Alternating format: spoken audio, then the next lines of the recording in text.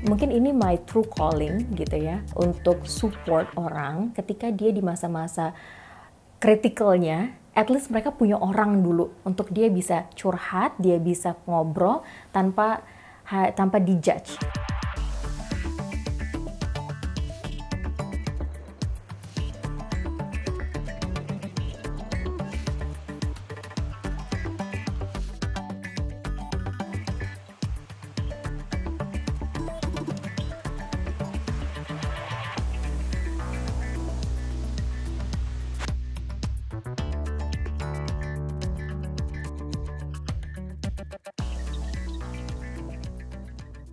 Sebenarnya kalau flashback itu agak sakit sih sebenarnya gitu ya. Cuman dulu kalau Agita yang dulu ngelihatnya kayak I really feel disgusted to myself gitu loh. Kebetulan waktu itu aku kerja di company di luar Indonesia gitu kan.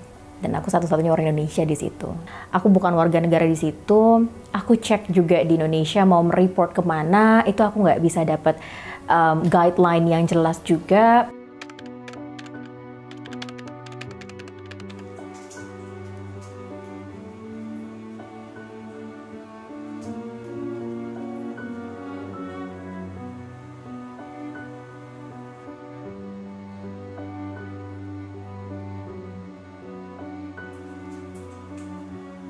Mungkin ini my true calling gitu ya, untuk support orang ketika dia di masa-masa kritikalnya. At least mereka punya orang dulu untuk dia bisa curhat, dia bisa ngobrol tanpa dijudge. Kita membantu dari segi psikisnya dan dari segi hukumnya. Ada hal-hal yang dampak psikis yang dialami oleh korban, dan ada juga dampak-dampak secara legal yang sebetulnya bisa membantu korban untuk mereport kasus tersebut.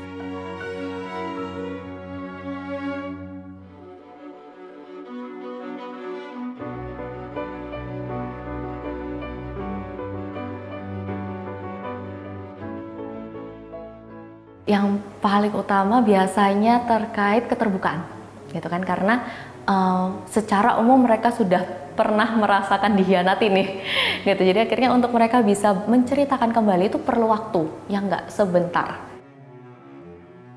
Jadi aku mengalami cyber stalking itu dari tahun 2019, cuma waktu 2019 itu belum tahu itu tuh sudah masuk ke ranah cyber stalking, karena kan rata-rata orang taunya tuh stalking itu adalah kepo.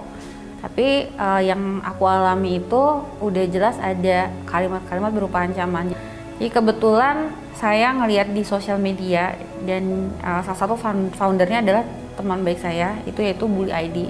Jadi saya dapat pengetahuan sebagai korban yang sekiranya bisa melindungi untuk diri saya sendiri dari Bully ID tersebut. Selain itu juga saya dapat konsultasi secara psikologis untuk membantu saya pulih.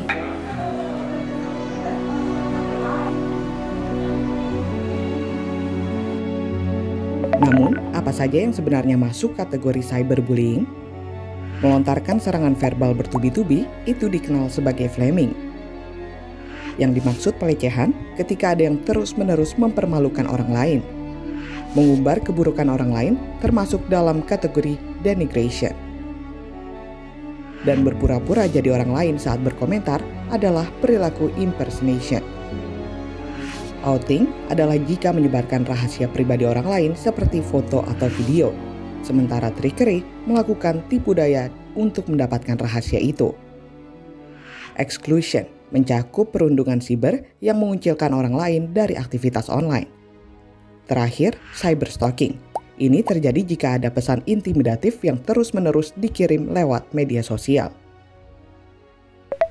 Basically kalau misalkan teman-teman ada yang menjadi korban dari cyberbullying, ada 5. Yang pertama yang bisa kita lakukan. Jadi yang pertama adalah jangan dibalas. Yang kedua adalah mengambil screenshot. Yang ketiga, report, block, ataupun di-restrict. Yang keempat, sangat dianjurkan untuk teman-teman bisa berbicara atau sharing mengenai kejadiannya dengan orang lain. Yang terakhir adalah mereport ke pihak yang berwajib.